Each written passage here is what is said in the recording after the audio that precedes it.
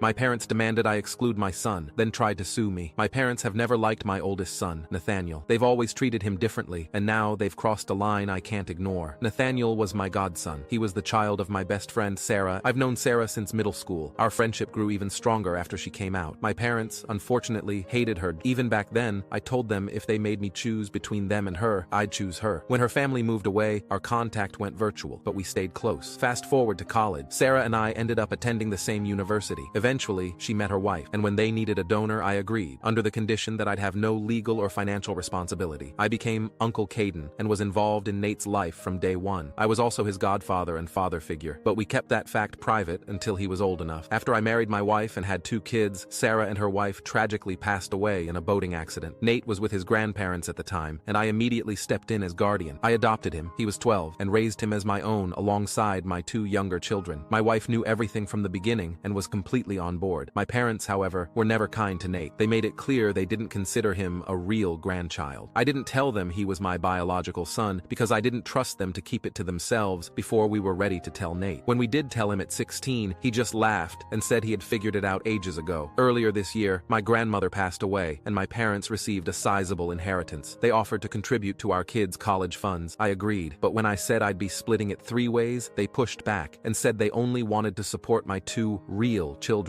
I declined. I won't exclude one of my kids because of their ignorance, but they didn't stop there. My grandparents had also set up a trust fund for their descendants. When we applied for Nate's portion, my uncle, a trustee, mentioned it to my parents, and they exploded. They accused me of keeping their grandchild from them. I reminded them they never considered him their grandchild, something I could prove with an actual letter they wrote. Now they're threatening to sue for grandparents' rights. I laughed in their faces. We've always been low contact, and now it'll stay that way. My sisters think I'm being cruel, but even they barely talk to our parents. As far as I'm concerned, my son didn't miss a thing by not having them in his life, especially when all they would have done is disrespect the memory of his amazing mothers.